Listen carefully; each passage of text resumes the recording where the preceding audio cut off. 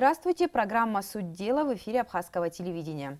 Страховой бизнес в Абхазии появился не так давно. В основном он касается иностранных граждан, въезжающих на территорию Абхазии.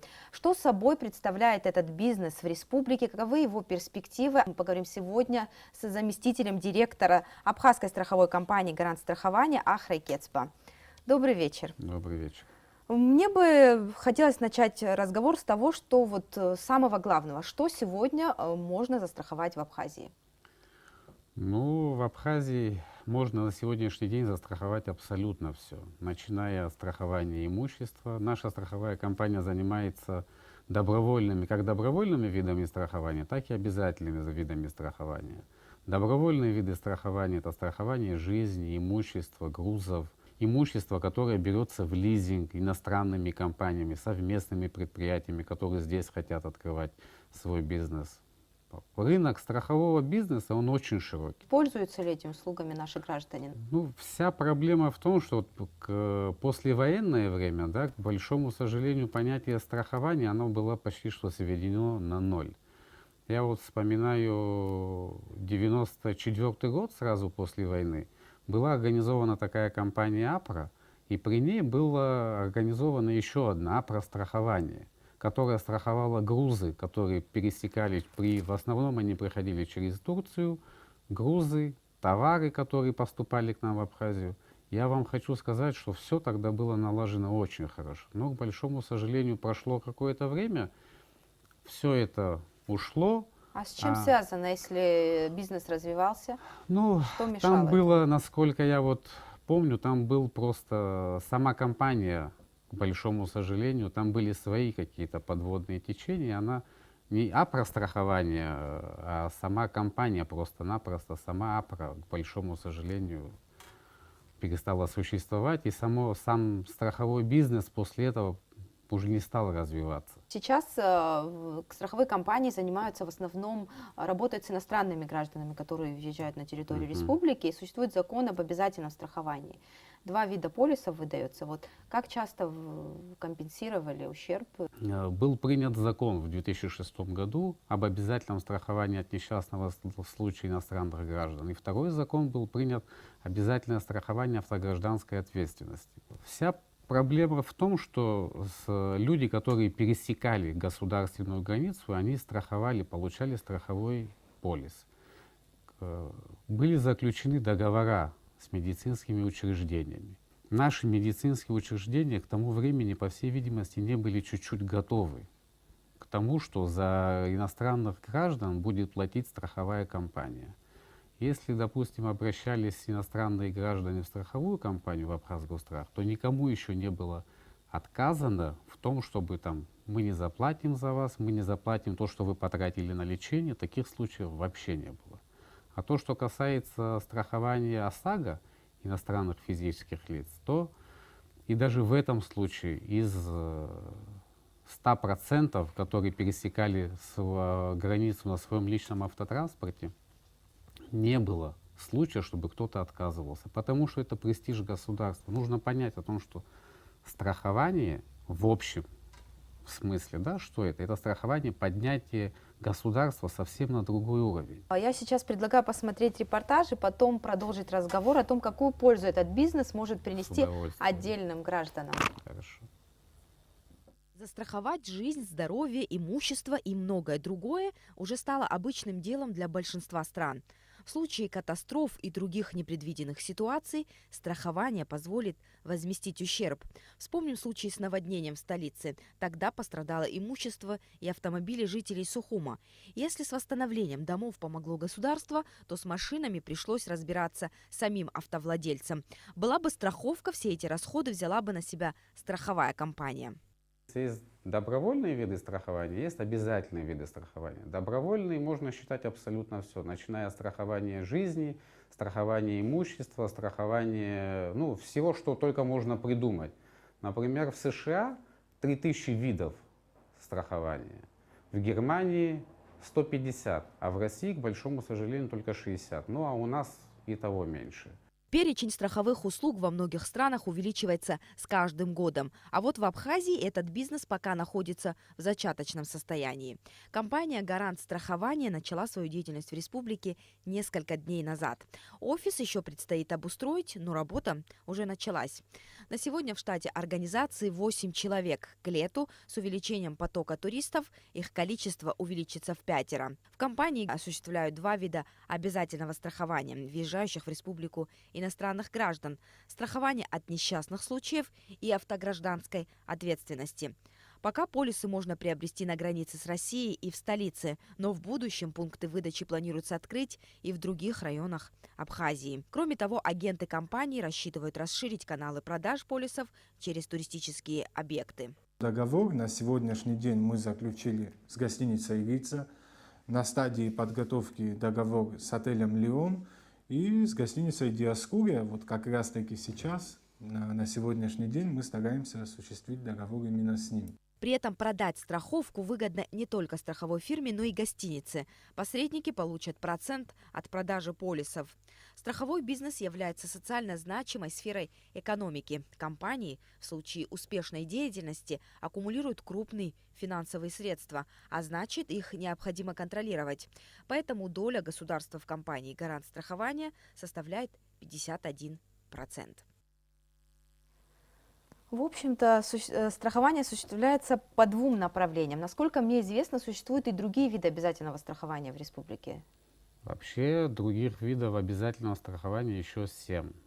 Туда входит и страхование военнослужащих, страхование приравненных военнослужащим, страхование грузов обязательное, страхование транзитов, проходящих через территорию Республики Абхазия, страхование объектов повышенной опасности.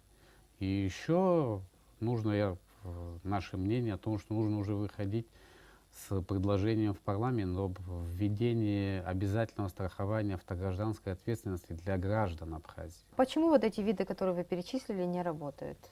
Есть в законе об обязательном страховании прописаны, какие могут быть виды обязательного страхования. Самого закона об военнослужащих его нету, его нужно готовить, его нужно обсуждать с Министерством обороны, его нужно обсуждать с парламентом, с президентом, для того, чтобы понять, насколько он в конечном итоге нужен и во сколько он будет приносить пользу в первую очередь для военнослужащих. Это самый главный момент. Вот вы заговорили об ОСАГО для местных жителей. Что необходимо сделать, чтобы страхование автогражданской ответственности появилось и у нас в республике? Нужно принять закон. Нужно для того, чтобы после того, как ты принимаешь закон, происходит еще другая стадия. Ты даешь время гражданам, автомобилистам, говоришь о том, что через год он начинает уже вступать в законную силу, чтобы люди могли понять, что это такое, какие он тебе дает блага. И только через год начинает он уже работать в полную силу. Потом у нас в технических паспортах автотранспортного средства, к большому сожалению, не указаны лошадиные силы. Нужно менять, а на все это нужно время, это очень затратно. Кстати, ОСАГО в России не очень оправдала себя, потому что страховщики жалуются на убытки из-за автомошенников. Понимаете, к большому сожалению, я сейчас не могу раскрывать всех секретов, которыми пользуются наши автолюбители, но в Российской Федерации они говорят, что да, оно убыточно. Там очень много было махинаций со страховыми полисами. У нас Россия, страна, она очень большая.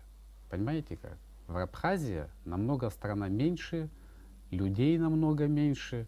В Абхазии этот бизнес, я сомневаюсь, что будет убыточным. Он будет приносить прибыль государству.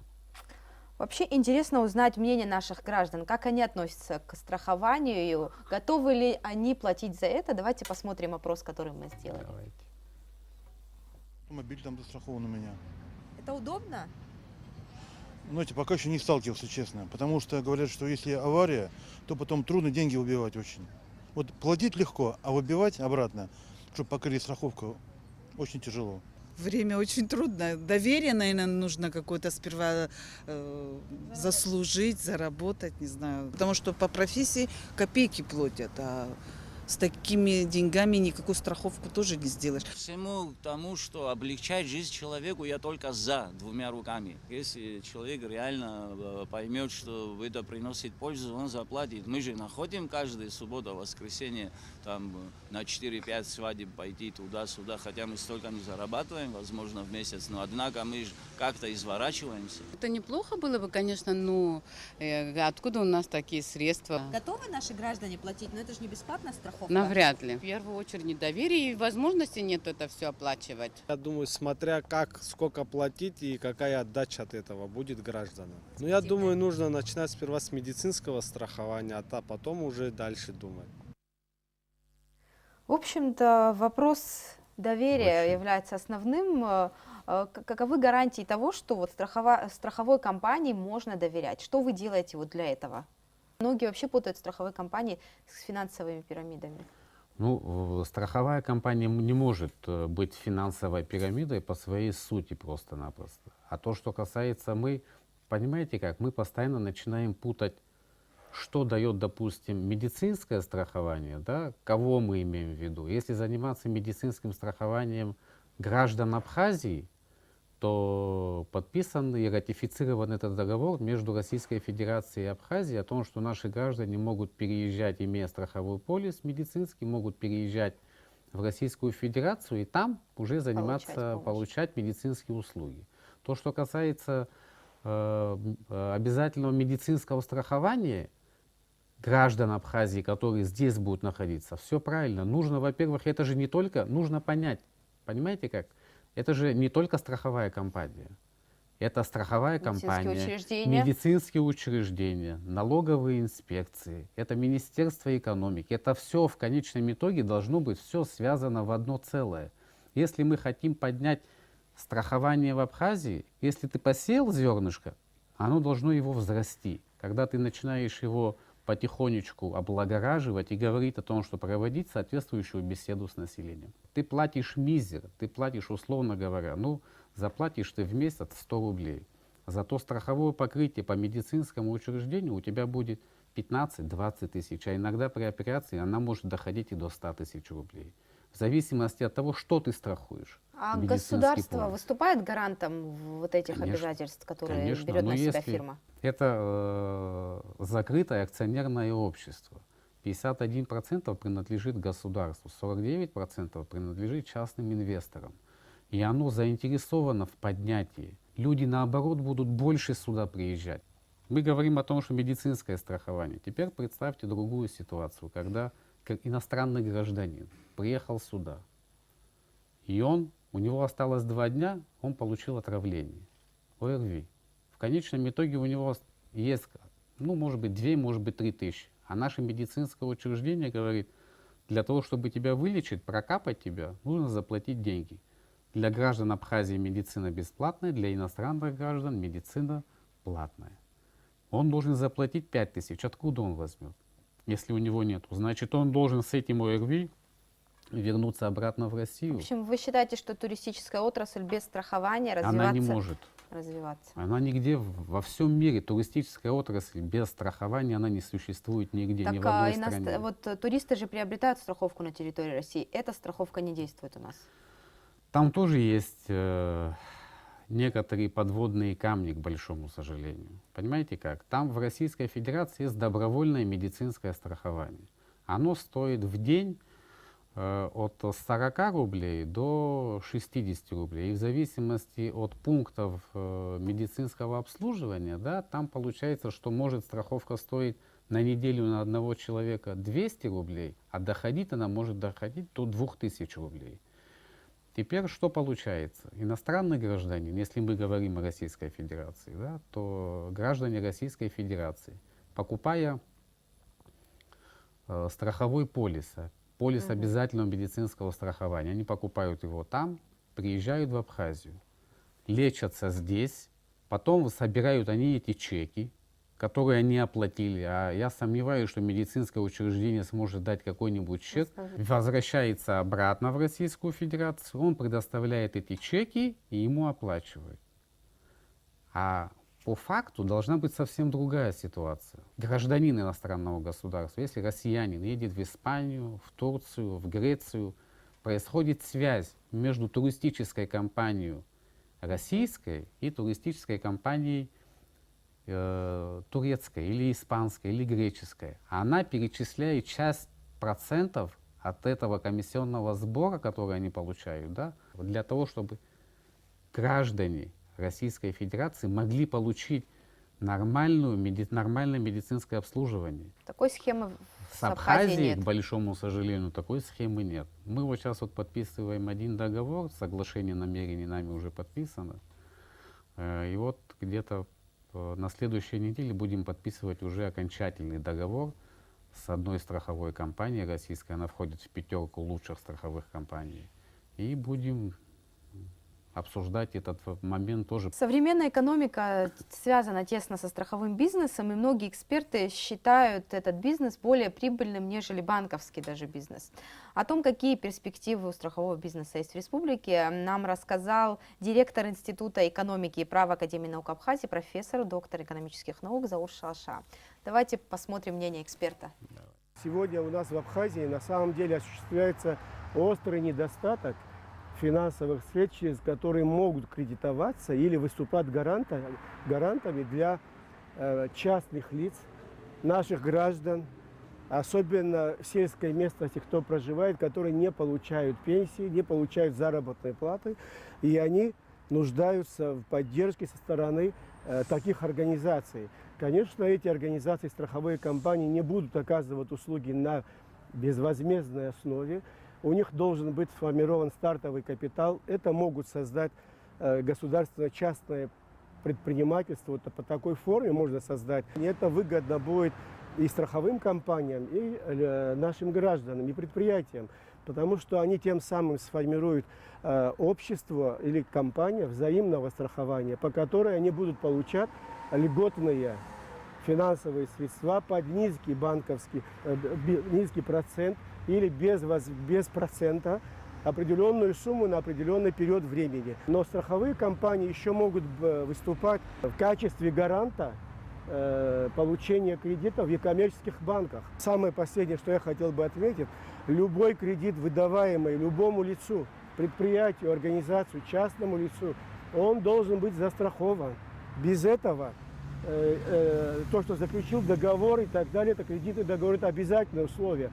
Но без страховки всегда кредитная организация рискует потерять свои средства. Вот то, что имеет место в Абхазии сегодня. Момент затронул, он тему невозвратности кредитов и ипотечного страхования тоже, кстати, он об этом тоже говорил. Вот эти возможности вы будете в будущем использовать? Я до этого Планируете тоже в этом сказал. направлении Конечно, работать? понимаете как, если посмотреть вообще страховой бизнес, мировой страховой бизнес, да, страховые компании начинают открывать банки, они начинают строительство домов, они начинают строительство производства. Это все, к чему стремится государство, оно начинает привлекать инвестиции. То, что говорил Заур Шалашава, да, это говорит только об одном, о том, что это поднимает престиж. Да, понятно, у нас большой невозврат кредитов. Страхование и кредитование, это правильно, это одно из главных направлений. Нужно прийти, банк под свои риски берет, когда выдает кредит, а тут посредником и гарантом того, что будет возвращена сумма, которую человек берет, выступает страховая компания. Даже если человек не возвращает кредит, гарантом выступает страховая компания. Она должна будет возвращать эти риски банку, а потом уже будет разбираться с клиентами банка. Вот напоследок мне бы хотелось поговорить о страховании автогражданской ответственности. Сейчас действует полис, который приобретают иностранцы, въезжая на территорию Абхазии, автогражданской ответственности.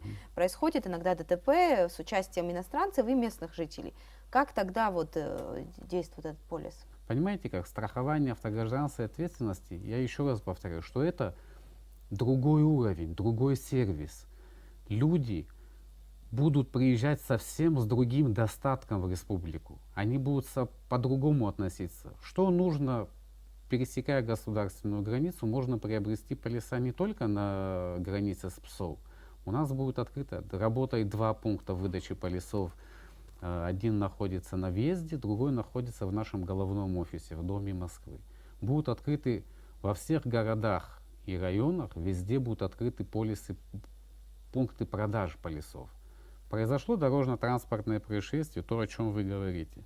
Нужно, граждане Российской Федерации, они все знают порядок их действия, что им нужно делать.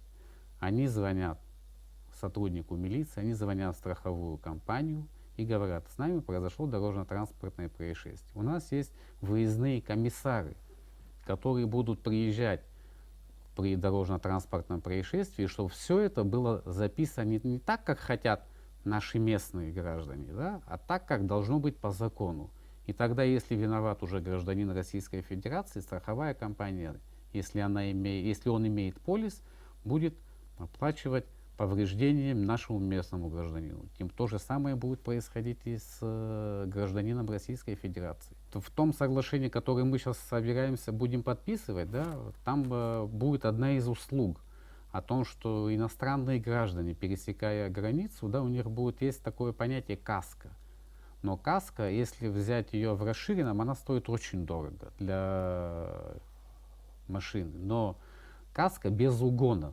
Мы будем предоставлять такую услугу о том, что если россиянин приезжает на территорию Республики Абхазия, его машина будет застрахована каска без угона, и он может уже спокойно, вообще без всех проблем ездить, находиться здесь. Даже если с ним произошло дорожно-транспортное происшествие, опять говорю, выезжает комиссар, смотрит, тут же сообщается в режиме онлайн-времени. Колл-центр, кстати, вот работает. Колл-центр работает у нас круглосуточно. У нас есть телефонные круглосуточные, и мы предоставляем такую услугу. Российский страховой полис на территории Абхазии не действует. Если даже будет полис абхазский, когда-то он будет, да, он будет, то он не будет действовать на территории Российской Федерации. Есть понятие «зеленая карта». Зеленая карта, она предусматривает опять то, что мы говорили с вами о туристах, которые пересекают. Это все то же самое.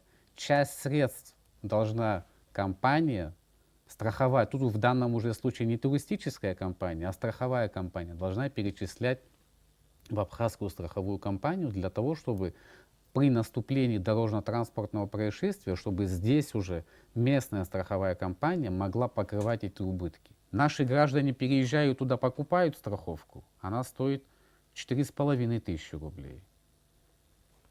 Наши граждане, иностранные граждане, когда пересекают границу, за 3 дня платят 500 рублей, за неделю 1000 рублей. Понимаете, как страховое, а возмещение 120 тысяч. Заплатив по сравнению с ними совсем небольшую сумму, можно получить в 10-кратные размеры совсем другие выплаты. А тарифы будут единые тарифы, да? Конечно, Они не будут меняться? Нет, они устанавливаются Кабинетом министров. Полиса, которые вы показывали в репортаже, это все установлено Кабинетом министров. Полиса, которые мы приобрели, они идут по значимости, по защите, вторые после денежных знаков. Если мы хотим поднять экономику для того, чтобы у нас развивалась экономика, для того, чтобы развивался страховой бизнес, скрывать абсолютно ничего не нужно. Нужно наоборот показывать, что у нас наоборот работает страховой бизнес. Страхование же не только заключается в ОСАГО иностранных граждан, а вот то, что я говорил, то, что мы встречались с человеком, да, вот перед передачей, он говорит, приедут другие люди с другими возможностями в Абхазию. Тогда, когда они будут приезжать, машина, которая стоит не 20 тысяч рублей, человек, который приезжает уже на более дорогой машине, у него, значит, другой достаток, и он будет вкладывать в Абхазию, он будет оставлять совсем других денег. Понимаете, это престиж намного поднимется сначала на одну ступень, потом на вторую, и все это поднимется. Престиж — это одно. Вот и подводя итог нашей беседы, какова выгода государства от этого? Ну, выгода Бюджет от этого государства, во-первых, в бюджет будут большие поступления. Сотрудников будет до 60 человек. Государство будет получать 51% от чистой прибыли после уплаты всех налогов. После разделения дивидендов, дивиденды будут еще отчисляться 15%. Получается, в бюджет государства в течение года должно поступить не менее 100 миллионов. Спасибо вам большое. Вам тоже спасибо. Помимо Гарант страхования, есть еще и другие фирмы, которые работают в этом сегменте экономики. И, как известно, конкуренция это способствует только развитию этого бизнеса. Мы Конечно. желаем вам успехов. Спасибо большое вам. А нашим телезрителям я напоминаю, что гостем программы «Суть дела» был заместитель директора компании «Гарант страхования» Ахра Кецба. Увидимся в следующую пятницу.